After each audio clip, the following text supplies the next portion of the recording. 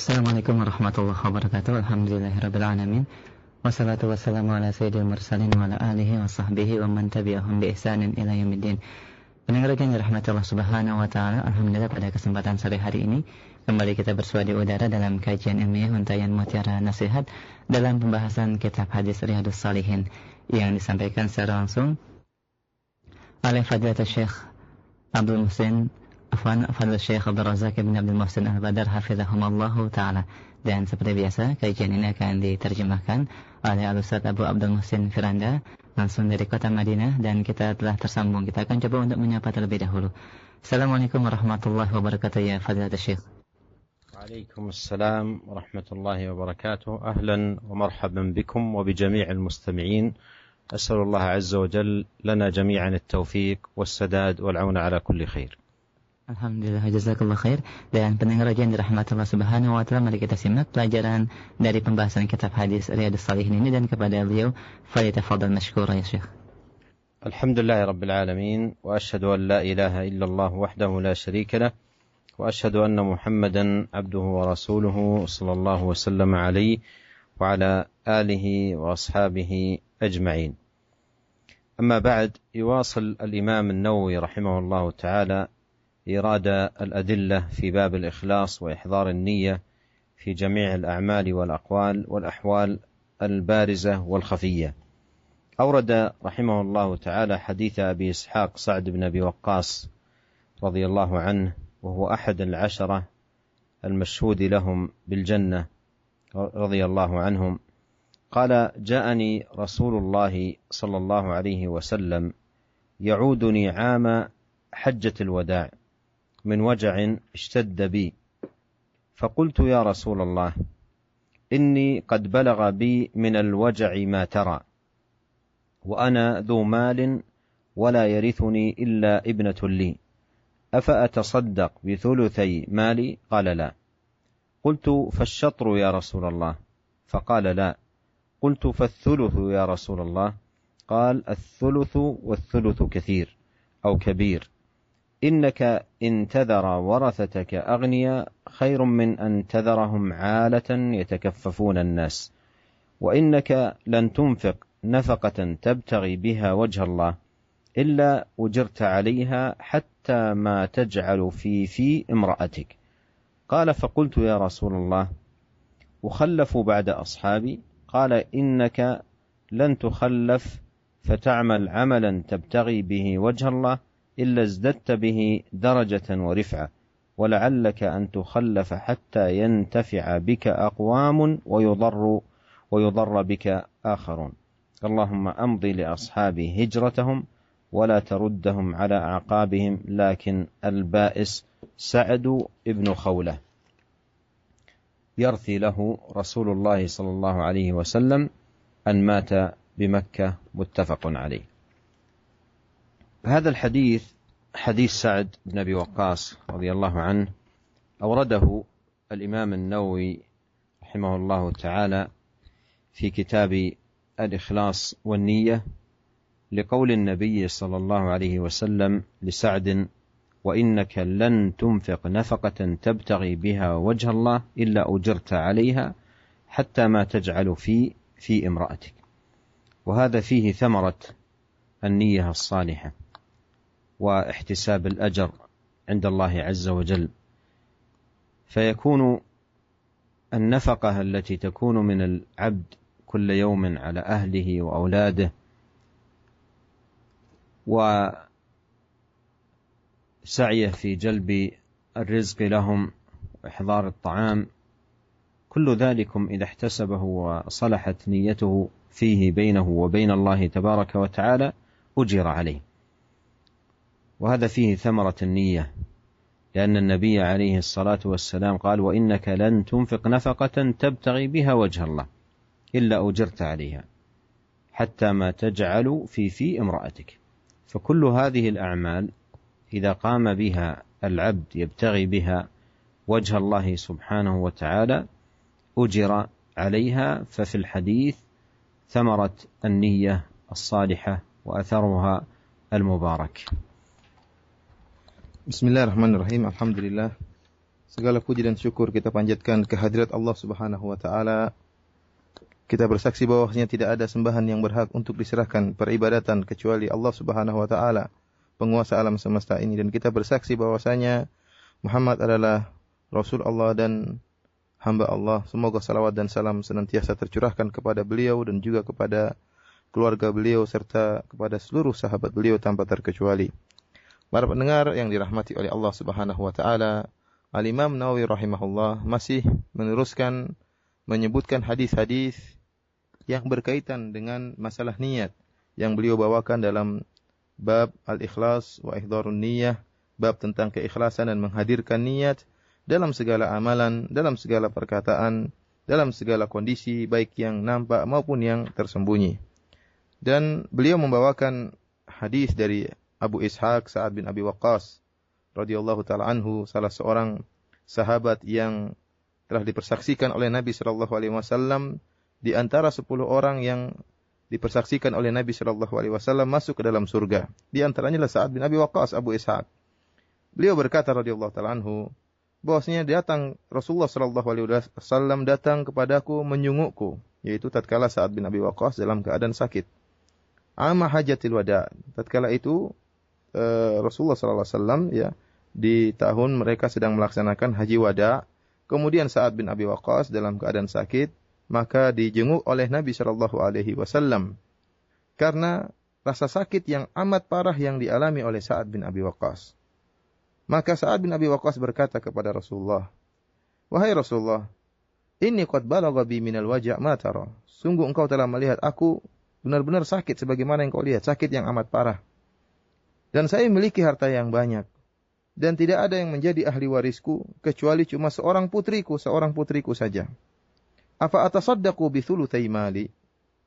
Jadi Sa'ad bin Waqqas mengatakan hartaku banyak sementara ahli waris cuma seorang putri. Maka apakah aku mensedekahkan 2/3 hartaku? Maka kata Nabi sallallahu alaihi wasallam, la. Jangan. Qultu fasyatru ya Rasulullah. Maka kata Sa'ad bin Abi Waqqas, kalau begitu aku sedekahkan setengah hartaku wahai Rasulullah. Faqala la, kata Rasulullah SAW, la, jangan. Qultu fathuluth ya Rasulullah. Kalau begitu aku sedekahkan 1/3 hartaku wahai Rasulullah. Kata Rasulullah, ats-tsuluts wa ats-tsulutsu katsir. Iya, boleh 1/3 dan 1/3 itu sudah banyak, ya. Au kabir atau besar, 1/3 itu adalah harta yang besar. Kemudian kata Nabi sallallahu alaihi wasallam kepada Sa'ad bin Abi Waqqas, innaka intadhara warathataka aghniya khairun min antadharahum 'alatan yatakaffafuna an-nas. Wahai Sa'ad bin Abi Waqqas, sungguhnya engkau meninggalkan ahli warismu dalam keadaan berkecukupan, itu lebih baik daripada engkau meninggalkan mereka dalam keadaan kesulitan, mengandahkan tangan mereka meminta kepada manusia. Wa innaka lan tunfiqa nafaqatan tabtaghi biha wajha Allah illa ujirta 'alaiha hatta ma taj'alu fi imra'atik. Kemudian kata Nabi sallallahu alaihi wasallam, wahai Sa'ad bin Abi Waqqas, sungguh tidaklah engkau mengeluarkan nafkah apa saja dengan mengharap wajah Allah Subhanahu wa taala, dengan niat yang tulus mengharapkan wajah Allah Subhanahu wa taala, kecuali engkau akan diberi ganjaran oleh Allah Subhanahu wa taala. Bahkan sampai-sampai suapan makanan yang kau suapkan ke mulut istrimu, engkau juga akan mendapatkan pahala dari Allah Subhanahu wa taala. Kemudian kata Sa'ad bin Abi Waqqas, "Fa qultu ya Rasulullah, ukhallafu ba'da ashabi." Wahai Rasulullah, apakah aku akan ditinggalkan di Mekah sementara para sahabatku akan kembali ke Madinah bersama engkau? Ya, setelah melaksanakan haji wada, apakah mereka akan kembali ke Madinah sementara aku ditinggalkan di Mekah? Kata Nabi sallallahu alaihi wasallam, "Innaka lan tukhallafa fata'amala 'amalan tabtaghi bihi wajha Allah illa zadatta bihi darajatan wa rif'ah." Wahai Sa'ad bin Abi Waqqas, tidaklah engkau ditinggalkan di Mekah, kemudian engkau mengamalkan amalan dengan mengharap wajah Allah Subhanahu wa taala, engkau ikhlas dalam beramal, kecuali akan bertambah derajatmu dan akan bertambah ketinggianmu. Wa la'allaka an tukhallafa hatta yantafi'a bika aqwamun wa yudarra bika akharun. Dan bisa jadi engkau tertinggal di sini di Mekah, kemudian akhirnya banyak orang yang akan mendapatkan manfaat darimu, yaitu kaum muslimin, dan sebagian kaum akan mendapatkan kemudaratan darimu, yaitu orang-orang kafir.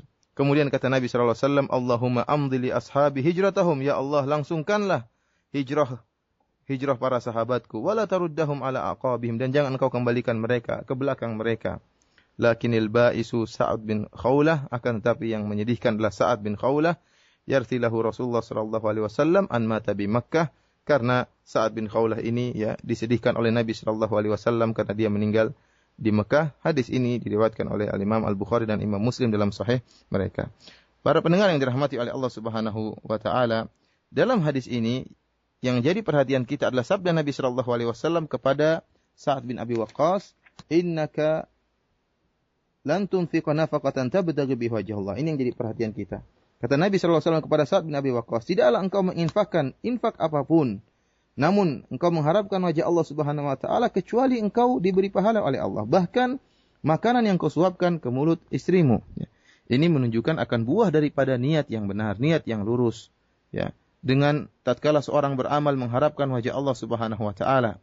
Oleh karena jika seorang kepala keluarga kemudian tiap hari dia bekerja mencari nafkah, ya, mengeluarkan keringat, banting tulang, seluruhnya akan dapat pahala dari Allah Subhanahu wa taala kalau dia niatkan karena Allah Subhanahu wa taala untuk memberi makan, beri nafkah kepada istrinya, kepada anak-anaknya, seluruh kegiatan dia, seluruh rasa letih dia diberi pahala oleh Allah Subhanahu wa taala. Oleh karenanya hadis ini adalah hadis yang sangat memberi harapan kepada kita, barang siapa yang mengamalkan atau mencari nafkah buat keluarganya karena Allah Subhanahu wa taala, maka dia akan mendapatkan ganjaran yang besar karena ini merupakan buah daripada niat yang lurus.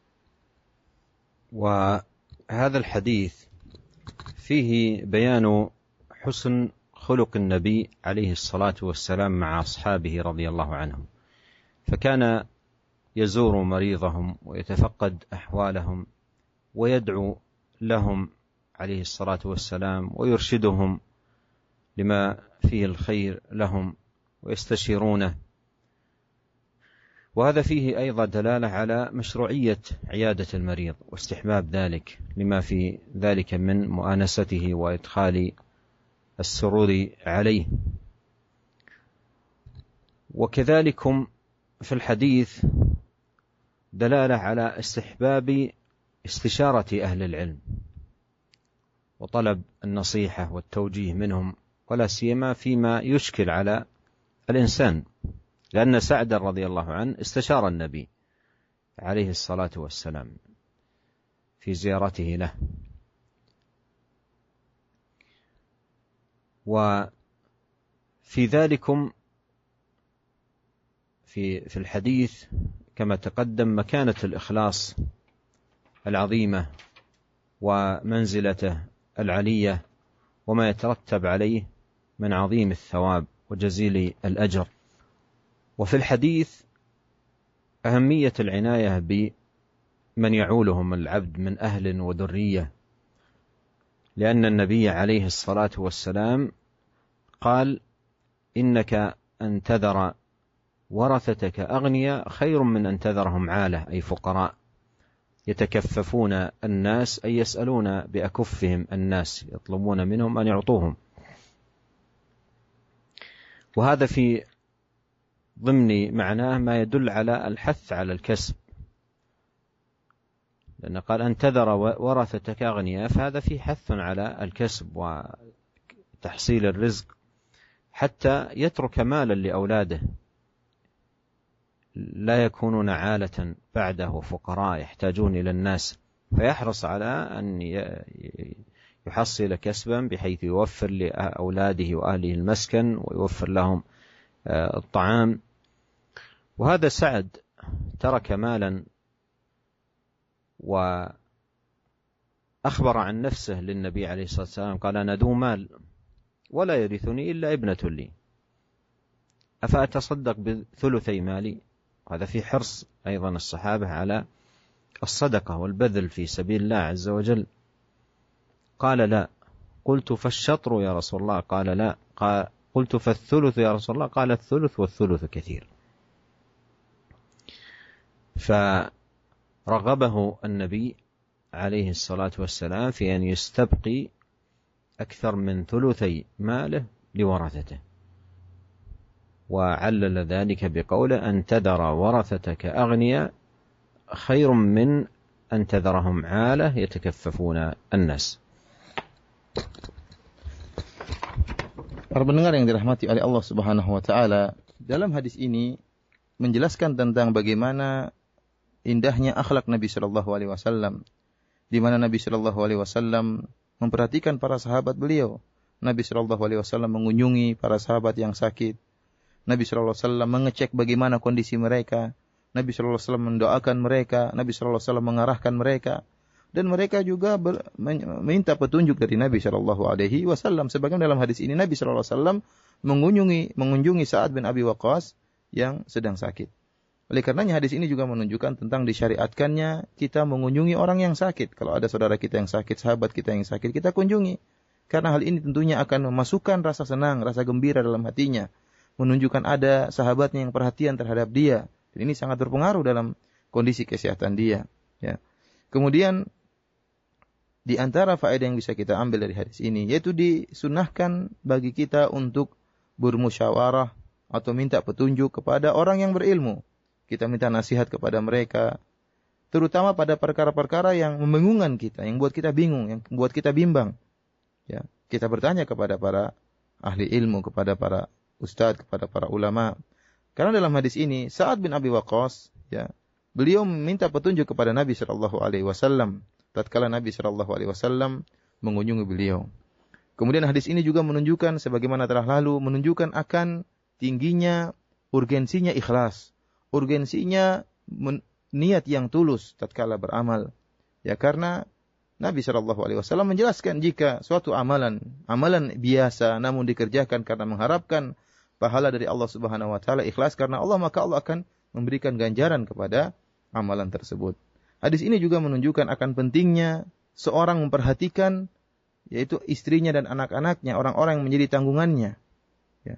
Sebagaimana dalam hadis ini Nabi sallallahu alaihi wasallam menganjurkan kepada Sa'ad bin Abi Waqqas untuk memperhatikan anak dan istrinya.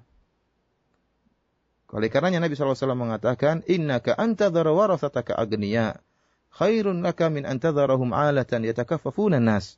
Sungguhnya engkau, wahai Sa'ad bin Abi Waqqas, engkau meninggalkan ahli warismu dalam keadaan berkecukupan, kaya. Itu lebih baik daripada engkau meninggalkan mereka dalam keadaan miskin, minta-minta, menjulurkan tangan, minta-minta kepada masyarakat. Ini kurang bagus. Kemudian dalam hadis ini juga ada motivasi untuk bekerja dan untuk mencari rezeki. Dan agar seorang bisa mengumpulkan harta ya untuk diberikan kepada istri dan anak-anaknya. Ya, sehingga mereka tidak menjadi orang-orang miskin, kemudian minta kepada masyarakat, merepotkan masyarakat. Ya, karena dalam hadis ini Nabi sallallahu alaihi wasallam menyebutkan bahwasanya kita meninggalkan keluarga kita dalam keadaan berkecukupan itu lebih baik daripada meninggalkan mereka dalam keadaan miskin. Sa'ad bin Abi Waqqas adalah seorang yang kaya. Dia mengatakan, "Wa ana dzu malin." Wahai Rasulullah, saya adalah orang yang kaya. Dan dia mengabarkan kepada Nabi sallallahu alaihi wasallam bahwasanya tidak ada yang menjadi ahli warisku kecuali seorang putri saja. Saya hanya memiliki seorang putri.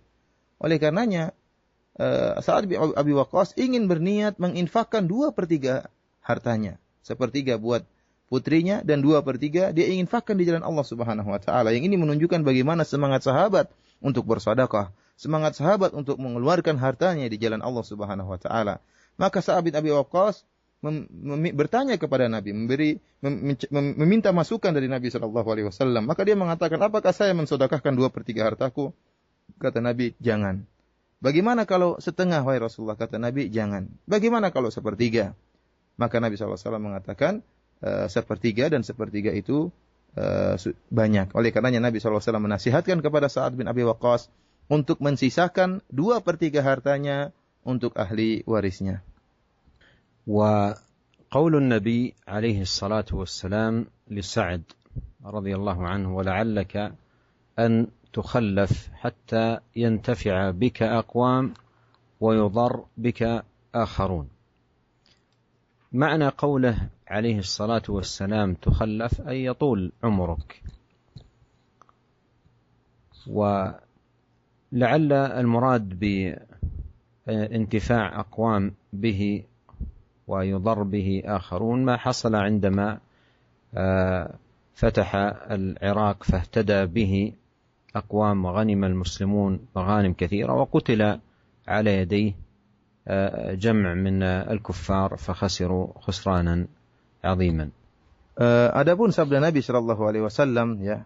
Jadi Sa'ad bin Abi Waqqas tatkala bertemu dengan Nabi sallallahu alaihi wasallam dalam keadaan sakit parah dan beliau merasa bahwasanya akan meninggal dunia. Akan tapi kata Nabi sallallahu alaihi wasallam, "Wala 'allaka an tukhallafa hatta yantafi'a bika aqwamun wa yudarra bika akharun." Kata Nabi sallallahu alaihi wasallam, bisa jadi engkau ya tukhallaf, yaitu bisa jadi engkau panjang umur wahai Sa'ad bin Abi Waqqas, sehingga akhirnya sebagian orang akan mendapatkan manfaat darimu dan sebagian orang akan mendapatkan mudarat darimu. Dan benar Sa'ad bin Abi Waqqas setelah itu ternyata dia merasa bahwasanya dia akan meninggal dunia dengan sakit yang parah. Ternyata Allah Subhanahu wa taala memanjangkan umurnya dan akhirnya Sa'ad bin Abi Waqqas ya melakukan peperangan dan kemenangan bahkan beliau sempat memenangkan kota Irak yang kemudian akhirnya banyak orang-orang mendapatkan hidayah dari peperangan tersebut dan kaum muslimin mendapatkan ghanimah yang banyak dan banyak terbunuhnya orang-orang kafir tatkala itu. Dan inilah sabda dari Nabi sallallahu alaihi wasallam, bisa jadi engkau panjang umur wahai Sa'ad bin Abi Waqqas sehingga banyak orang yang mendapatkan faedah darimu dan sebagian orang mendapatkan kemudaratan darimu, yaitu orang-orang kafir yang terbunuh di dalam pembukaan kota Irak tersebut. Wa amma Sa'ad bin Khawlah alladhi dzakarahu النبي عليه الصلاة والسلام في آخر الحديث بقوله لكن البائس سعد بن خولة، ذكر ذلك عليه الصلاة والسلام تطيبا لقلب سعد بن أبي وقاص بقبول هجرته وتتميمها وتكميلها له، وأن حاله لن تكون كحال سعد بن خولة، لأن سعد بن خولة رضي الله عنه كان من المهاجرين السابقين وشهد بدرا رضي الله عنه وأرضاه، لكنه توفي في حجة الوداع، توفي رضي الله عنه في مكة في حجة الوداع. فقوله عليه الصلاة والسلام لكن البائس سعد بن خولة يتوجع وتحزن لحاله لكونه مات بمكة، وكانوا يكرهون الإقامة في الأرض التي هاجروا منها وتركوها مع حبهم فيها لله عز وجل، فقال له عليه الصلاة والسلام ذلك تطيبا لحاله، وأن حاله لن تكون كحال سعد بن خولة، بل سيتم الله عز وجل، سيشفى من المرض بإذن الله ويتم الله عز وجل له هجرته. Dan di akhir hadis Nabi sallallahu alaihi wasallam untuk menenangkan hati Sa'ad bin Abi Waqqas yang tatkala itu sakit parah dan khawatir meninggal di kota Mekah, maka kata Nabi sallallahu alaihi wasallam, "Walakin al-ba'is Sa'ad bin Khawlah." Yang menyedihkan adalah Sa'ad bin Khawlah. Siapa Sa'ad bin Khawlah ini? Sa'ad bin Khawlah adalah salah seorang dari sahabat yang mulia yang termasuk orang pertama, termasuk orang-orang berhijrah dari kota Mekah menuju kota Madinah, bahkan dia termasuk orang yang ikut serta dalam perang Badar. Akan tetapi tatkala Rasulullah SAW melaksanakan haji wada bersama para sahabatnya, ternyata Sa'ad bin Khawlah ini meninggal tatkala melaksanakan haji wada. Ya, oleh karenanya Nabi SAW ingin menenangkan hati Sa'ad bin Abi Waqqas. Nabi mengatakan bahwasanya, wahai Sa'ad bin Abi Waqqas, kondisimu tidak akan seperti Sa'ad bin Khawlah yang menyedihkan yang meninggal di kota Mekah, tapi engkau insya Allah akan diterima hijrahmu dan engkau akan disempurnakan urusanmu oleh Allah Subhanahu wa taala dan engkau akan disembuhkan oleh Allah Subhanahu wa taala. Karena memang para sahabat yang mereka telah berhijrah dari kota Mekah, meninggalkan kota Mekah menuju kota Madinah, mereka tidak ingin menjadikan kota Mekah sebagai tempat tinggal mereka. Meskipun mereka cinta kepada kota Mekah, akan tapi mereka sudah berhijrah meninggalkan kota Mekah menuju kota Madinah, sehingga mereka ingin kembali kota Madinah. Dan ternyata sebagian mereka meninggal di kota Mekah tatkala haji wada seperti Sa'ad bin Khawlah. Adapun Sa'ad bin Abi Waqqas, beliau ingin kembali kota Madinah dan tidak ingin menjadikan Mekah sebagai tempat tinggal beliau. Karenanya Nabi SAW menjelaskan bahwasanya kondisimu wahai Sa'ad bin Abi Waqqas tidak seperti Sa'ad bin Khawlah yang meninggal di kota Mekah, akan tapi Allah akan menyempurnakan urusanmu, Allah akan menerima hijrahmu dan Allah akan menyembuhkan penyakitmu. ثم أورد الإمام النووي رحمه الله تعالى حديث أبي هريرة رضي الله عنه قال قال رسول الله صلى الله عليه وسلم إن الله لا ينظر إلى أجسامكم ولا إلى صوركم ولكن ينظر إلى قلوبكم، رواه مسلم. والحديث خرجه الإمام مسلم رحمه الله في كتابه الصحيح وفيه زيادة مهمة وهي قوله ولكن ينظر إلى قلوبكم وأعمالكم، ولكن ينظر إلى قلوبكم وأعمالكم. وقوله عليه الصلاة والسلام إن الله لا ينظر إلى أجسامكم ولا إلى صوركم، فيه أن الأجسام والصور ليست محلا للثواب والعقاب، فكون الإنسان مثلا طويلا أو قصيرا أو أحمر أو أسود أو سمين أو نحيل أو غير ذلك، هذه كلها ليست محل الثواب والعقاب، وإنما النظر والذي هو محل الثواب والعقاب القلوب والأعمال، ما يقوم بالقلب من أعمال صالحة وإخلاص وصدق ومحبة ورجاء فيثاب عليها، أو سيئة من غل وحقد وغير ذلك فيعاقب عليها. وكذلك أعمال الإنسان، وكذلكم أعمال الإنسان. والحديث فيه دلالة على أهمية العناية بالقلب، لأن القلب محل النظر والثواب والعقاب، فيجب على العبد أن يعنى بقلبه وإصلاحه، والقلب هو الأساس. وسيأتي لاحقا حديث النبي صلى الله عليه وسلم ألا إن في الجسد مضغة إذا صلحت صلح الجسد كله وإذا فسدت فسد الجسد كله ألا وهي القلب. Kemudian Al-Imam Nawawi rahimahullah membawakan hadis berikutnya dari sahabat Abu Hurairah radhiyallahu taala anhu, di mana beliau mengatakan bahwasanya Rasulullah sallallahu alaihi wasallam pernah bersabda, "Innallaha la yanzuru ila ajsamikum wala ila suwarikum, walakin yanzuru ila qulubikum." Sungguhnya Allah Subhanahu wa taala tidak melihat, tidak memandang kepada jasad-jasad kalian dan tidak memandang kepada bentuk-bentuk dan rupa-rupa kalian, akan tapi Allah Subhanahu wa taala memandang dan melihat kepada hati-hati kalian.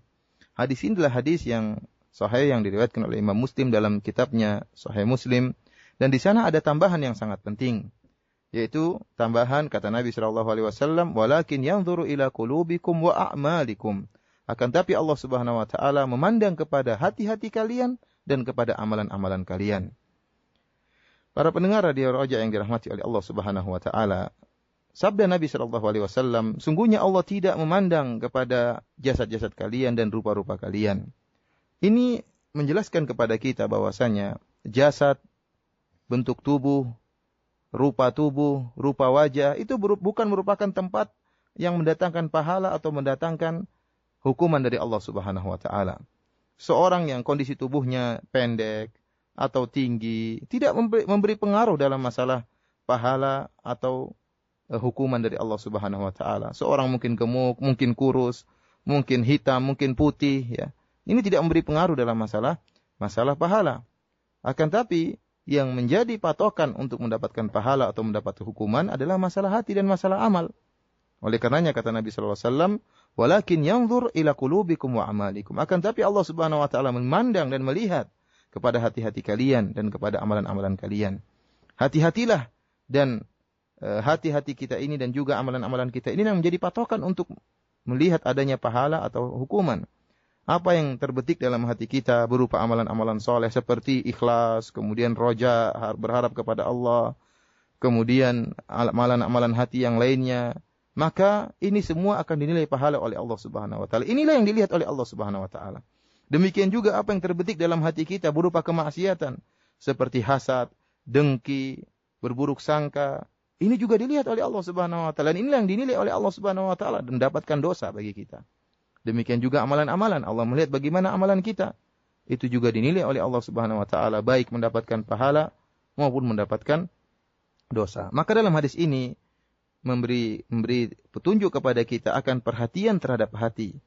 Wajib bagi seorang hamba untuk memperbaiki hatinya, karena hati merupakan pondasi dari amalan, dan akan datang pada penjelasan nanti tentang hadis Nabi sallallahu alaihi wasallam bahwasanya ketahuilah dalam tubuh ada segumpal daging, idza saluha saluhal jasadu kulluh. Jika baik dia maka baik seluruhnya, dan jika rusak dia maka rusak seluruh tubuh, dan dia itu adalah hati. ثم أورد رحمه الله تعالى حديث أبي موسى الأشعري رضي الله عنه قال: سئل رسول الله صلى الله عليه وسلم عن الرجل يقاتل شجاعة ويقاتل حمية ويقاتل رياء، أي ذلك في سبيل الله؟ فقال رسول الله صلى الله عليه وسلم: من قاتل لتكون كلمة الله هي العليا فهو في سبيل الله. متفق عليه. هذا الحديث أيضا من الأحاديث التي تتعلق بالإخلاص وإصلاح النية، وأن ذلكم يترتب عليه قبول العمل والإثابة عليه. فإن النبي عليه الصلاة والسلام سئل عن الرجل يقاتل شجاعة، يعني حتى يقال عنه شجاع، والرجل يقاتل حمية أي عصبية وحمية ونصرة لقومه ولو كانوا على ضلال أو على باطل. والرجل يقاتل رياء، يعني من أجل مراءة الناس وإظهار نفسه أمامهم. أي ذلكم في سبيل الله؟ أي ذلكم في سبيل الله؟ فقال عليه الصلاة والسلام: من قاتل لتكون كلمة الله هي العليا فهو في سبيل الله. بين عليه الصلاة والسلام أن سبيل الله واحد، وهو ما كان قصد به وجه الله وأريد به وجه الله. فإذن هؤلاء من حيث صورة العمل يشتركون، صورة العمل واحدة، كلها قتال، كلها ملاقاة للأعداء، لكن الذي يثاب ويتقبل منه عمله من كان مخلصا لله سبحانه وتعالى يبتغي بعمله وجه الله. Para pendengar yang dirahmati oleh Allah Subhanahu wa taala, kemudian Al-Imam Nawawi rahimahullah menyebutkan hadis yang berikutnya, hadis dari sahabat Abi Musa Al-Asy'ari radhiyallahu taala anhu, di mana beliau pernah berkata, "Su'ila Rasulullah sallallahu alaihi wasallam 'anil rajuli yuqatilu syaja'atan wa yuqatilu hamiyatan wa yuqatilu riya'an, ayu dzalika fi sabilillah." Rasulullah sallallahu alaihi wasallam pernah ditanya tentang seorang yang dia berperang karena keberaniannya, menunjukkan keberaniannya, dan seorang yang berperang karena untuk membela sukunya, dan seorang yang berperang karena riya, ingin dilihat oleh orang lain. Maka mana di antara mereka yang perangnya di jalan Allah Subhanahu wa taala? Maka apa jawaban Nabi sallallahu alaihi wasallam? Faqala Rasulullah sallallahu alaihi wasallam, "Man qatala litakuna kalimatullahi hiyal ulya, fahuwa fi sabilillah." Barang siapa yang berperang agar kalimat Allah itulah yang tertinggi, maka itulah yang dia berperang di jalan Allah Subhanahu wa taala. Hadis ini muttafaqun alaih, diriwayatkan oleh Imam Bukhari dan Imam Muslim dalam sahihnya. Para pendengar yang dirahmati oleh Allah Subhanahu wa taala, hadis ini juga termasuk dari hadis-hadis yang berkaitan dengan pentingnya meluruskan niat, dan bahwasanya pahala itu merupakan akibat atau dipengaruhi oleh niat yang lurus, ya.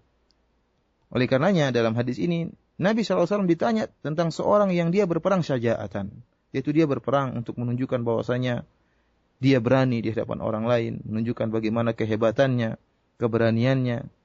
Apakah ini dapat pahala di sisi Allah Subhanahu wa taala?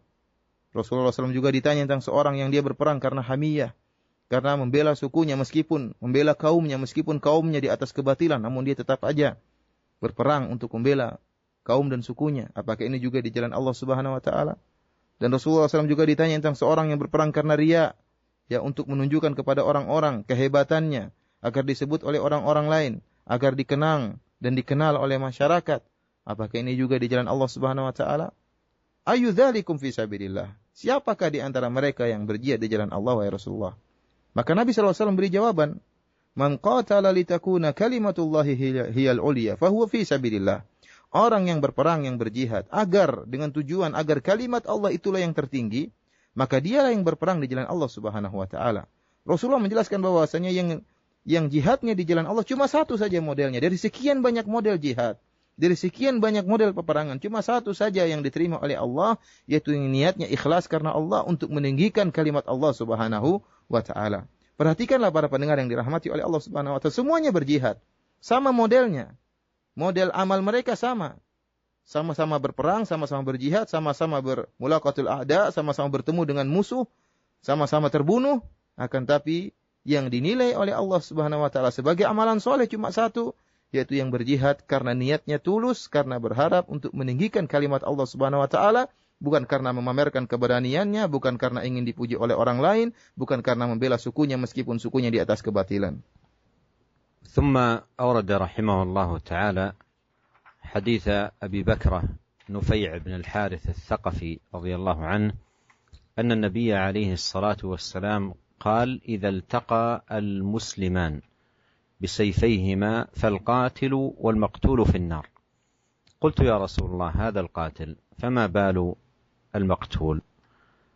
قال: إنه كان حريصا على قتل صاحبه. متفق عليه. وهذا الحديث أيضا له تعلق بالإخلاص والنية وأثرها على العمل. وقد مر معنا أن النبي عليه الصلاة والسلام قال: إنما الأعمال بالنيات. فهذا المقتول الذي أخبر النبي عليه الصلاة والسلام أنه في النار،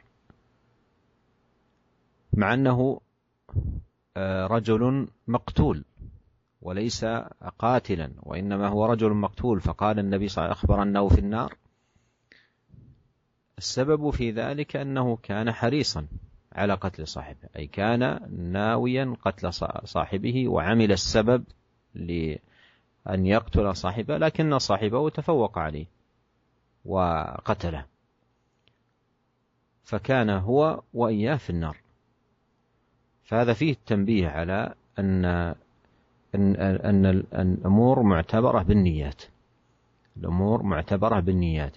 قلت يا رسول الله هذا القاتل فما بال المقتول؟ هذا القاتل أي واضح أمره أنه في النار لأنه قاتل، فما بال المقتول؟ يعني لماذا المقتول صار معه ومثله في النار؟ قال: إنه كان حريصا، والحرص مكانه القلب، إنه كان حريصا على قتل صاحبه، فلما كان بهذه الصفة قام بقلبه حرص ونية وعزم على أن يقتل صاحبه، لكنه لم يتمكن وبذل السبب وسبقه صاحبه فقتله، فكان جميعا في النار، القاتل والمقتول. Para pendengar yang dirahmati oleh Allah Subhanahu wa taala, kemudian Al-Imam Nawawi rahimahullah membawakan hadis berikutnya dari sahabat Abu Bakrah Nufai' bin Al-Harith Al-Thaqafi radhiyallahu taala anhu. Anna Nabiy sallallahu alaihi wasallam qaal, bahwasanya Rasulullah sallallahu pernah bersabda, "Idzal taqal muslimani bi sayfayhima fal qatilu wal maqtulu fin nar." Jika dua orang muslim telah bertemu dan masing-masing membawa pedang, dua-duanya membawa pedang, fal qatilu wal maqtulu fin nar, maka yang membunuh dan terbunuh sama-sama masuk neraka. Qultu ya Rasulullah, Abu Bakrah bertanya kepada Nabi, "Wahai Rasulullah, hadzal qatil fama balul maqtul?" Yang membunuh jelas masuk neraka. Bagaimana dengan yang terbunuh, wahai Rasulullah? Maka kata Nabi sallallahu alaihi wasallam, "Innahu kana harisan ala qatli sahibihi." Yang terbunuh tadinya semangat untuk membunuh lawannya. Dan hadis ini diriwayatkan oleh Imam Bukhari dan Imam Muslim dalam sahih mereka. Para pendengar yang dirahmati oleh Allah Subhanahu wa taala, hadis ini juga memiliki keterkaitan sangat erat dengan masalah ikhlas. Bahwasanya dan juga masalah niat, bahwasanya niat memiliki dampak sangat luar biasa terhadap amalan. Terhadap amalan, bahwasanya yang menjadi pengaruh dalam amalan adalah niat. Dan telah lalu penjelasan hadis sabda Nabi sallallahu alaihi wasallam, "Innamal a'malu binniyat," bahwasanya amalan-amalan tergantung daripada niatnya. Ya, amalan itu dampaknya dari niat. Niat memberi dampak kepada amalan. Orang yang terbunuh di sini yang telah dikabarkan oleh Nabi sallallahu alaihi wasallam bahwasanya dia posisinya masuk dalam neraka, padahal dia adalah orang yang terbunuh, bukan orang yang bunuh. Kok bisa dia masuk dalam neraka? Sebabnya apa? Nabi jelaskan sebabnya, innahu kana harisan. Orang ini yang terbunuh tadi semangat untuk membunuh temannya. Ya, dia sudah semangat, berniat untuk membunuh temannya, dan dia sudah melakukan sebab, dia sudah bawa pedang dan siap membunuh temannya. Akan tapi dia kedahuluan temannya. Temannya lebih hebat sehingga dia pun yang terbunuh. Ya. Akan tapi Nabi jelaskan bahwasanya innamal a'malu binniyat, amalan tergantung niatnya. Karena dia sudah berniat untuk membunuh temannya, meskipun tidak berhasil, maka nasibnya sama dengan yang membunuh, sama-sama masuk dalam api neraka. Oleh karenanya tatkala Abu Bakrah berkata kepada Nabi sallallahu alaihi wasallam, "Ya Rasulullah, hadzal qatil." Ya Rasulullah, yang terbunuh, yang membunuh jelas.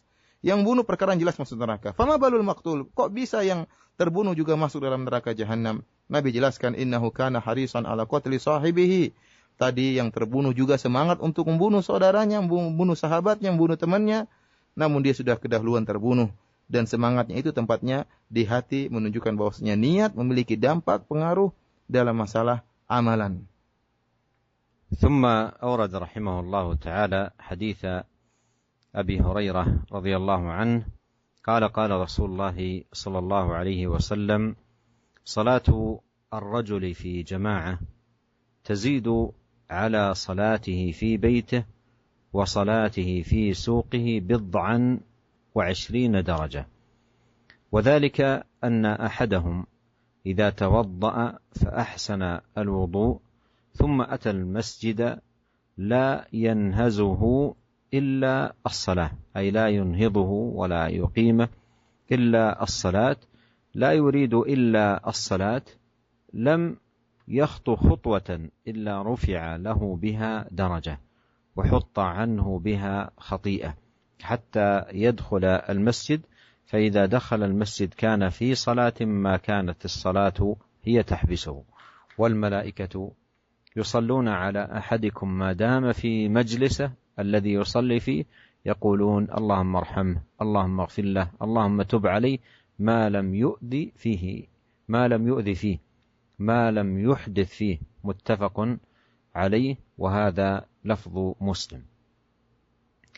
هذا الحديث أورده الإمام النووي رحمه الله تعالى في باب الإخلاص والنية لأن النبي عليه الصلاة والسلام قال ثم أتى المسجد لا ينهزه إلا الصلاة لا يريد إلا الصلاة ثم ذكر الثواب المترتب على ذلك. والعمل الذي ترتب عليه هذا الأجر مقيد بهذا القيد وهو الإخلاص إلا الصلاة إلا أي ليس له غرض آخر وليس له نية أخرى وإنما خرج من بيته متطهرا متوضئا قاصدا المسجد لا يريد إلا الصلاة. فهذا فيه ثمرة النية وأنه يترتب عليها الأجر والثواب. فلو أن شخصان كلاهما خرج في وقت واحد من البيت أحدهما توضأ وتطهر في بيته ولم يخرج إلا بنية الصلاة ومشى معا مسافة طويلة ثم لما وصل المسجد الآخر سمع الأذان فدخل المسجد وتوضأ وصلى الأول يكتب له عمله من أول ما خرج من بيته بكل خطوة يخطوها يرفع له بها درجة وتحط بها خطيئة حتى يدخل المسجد لأنه من حين خرج من البيت لم يخرج ولم ينهض إلا لأجل الصلاة فيكتب له ذلك كله.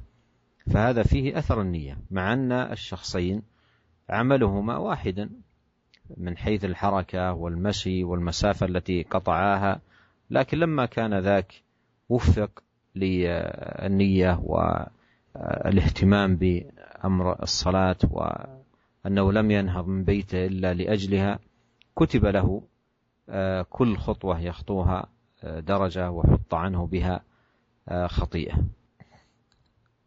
Para pendengar yang dirahmati oleh Allah Subhanahu wa taala, kemudian Imam Nawawi rahimahullah membawakan hadis berikutnya dari Abu Hurairah radhiyallahu taala anhu di mana beliau berkata, qala Rasulullah sallallahu alaihi wasallam, Rasulullah sallallahu pernah bersabda, "Salatu rajuli fi jama'atin tazidu ala salatihi fi baitihi wa salatihi fi suqihi bid'an wa 20 darajah." Bahwasanya salat seorang bersama jamaah ya lebih dilipat gandakan oleh Allah Subhanahu wa taala sekian lebih dari 20 derajat ya 20 sekian derajat dibandingkan salatnya di rumahnya atau di pasarnya ya. Wa dzalika anna ahadahum idza tawaddaa fa ahsanal wudu. Yang itu perkara demikian itu jika salah seorang dari mereka berwudu kemudian dia baguskan wudunya kemudian dia berjalan menuju masjid la yanhazuhu illa shalah. Dia tidak berdiri menuju ke masjid kecuali karena ingin salat. La yuridu illa salat dan dia tidak berangkat ke masjid kecuali dengan niat untuk salat. Maka kata Nabi sallallahu alaihi wasallam, "Lam yakhtu khatwatan illa rufi'a lahu biha darajah." Tidaklah dia melangkahkan satu langkah kecuali akan diangkat derajatnya dan akan dihapuskan kesalahannya sampai dia masuk masjid. Dan jika dia sudah masuk masjid, maka kana fi sholati makanatis sholatu hiya tahbisuhu. Maka dia akan dihukumi seperti orang yang terus salat selama yang membuat dia di masjid adalah salat. Dan malaikat akan mendoakan dia madama fi majlisi, selama dia masih ada di tempat duduknya yang dia salat di tempatnya tersebut. Yaqulun Allahumma arhamhu, malaikat berkata, ya Allah rahmatilah dia. Ya Allah ampunilah dia. Ya Allah terimalah taubatnya selama dia tidak berhadas. Ya. Selama dia tidak berhadas. Hadis ini diriwayatkan oleh Imam Muslim dalam sahih mereka. Para pendengar yang dirahmati oleh Allah Subhanahu wa taala, Al-Imam Nawawi rahimahullah membawakan hadis ini dalam bab ikhlas dan pentingnya niat. Karena dalam hadis ini ada lafal kata Nabi sallallahu alaihi wasallam, "Tsumma atal masjida la yanhazuhu illa shalat, la yuridu illa shalat." Kemudian orang ini pun melangkahkan kakinya menuju masjid dan dia tidak berdiri untuk pergi ke masjid kecuali dengan niat untuk salat. La yuridu illa salat, dia tidak berkehendak kecuali untuk salat. Tatkala niatnya benar-benar lurus untuk salat, maka Allah Subhanahu wa taala memberikan dia ganjaran pahala karena niatnya tersebut. Ini menunjukkan ya bahwasanya pengaruh niat yang luar biasa terhadap pahala suatu amalan. Dia berangkat keluar dari rumahnya tidak punya niat kecuali untuk melaksanakan ibadah salat. Illa salat, tidak ada niat kecuali salat. Maka setiap langkahnya, lihat pahala yang Allah berikan kepada dia karena niatnya tadi. Setiap langkahnya akan diangkat derajatnya. Dan setiap langkahnya akan dikurangi dosanya. Oleh karenanya kalau kita lihat, misalnya ada dua orang. Dua orang ini sama-sama ke masjid. Namun yang satu, yang pertama, dia begitu mendengar azan, dia pun berwudu di rumahnya. Kemudian dia baguskan wudunya. Kemudian dia memang berniat untuk melaksanakan ibadah salat. Kemudian dia melangkahkan kakinya menuju masjid, ya, menuju masjid, dan sampai di sana pun dia salat. Maka sejak dia dari rumahnya, sejak dia berwudu, sejak dia melangkahkan kakinya, seluruhnya dinilai pahala oleh Allah Subhanahu wa taala. Kenapa? Karena sejak dari rumahnya dia sudah niat untuk salat. Dia tidak berdiri, tidak melangkahkan kakinya kecuali niatnya untuk salat. Niat ini sangat diperhatikan oleh Allah Subhanahu wa taala. Dan niat inilah yang mendatangkan pahala. Setiap langkahnya ya menuju masjid dinilai pahala oleh Allah Subhanahu wa taala, diangkat derajatnya dan dikurangi dosa-dosanya. Sebaliknya misalnya di orang kedua juga sama, dia sholat di masjid.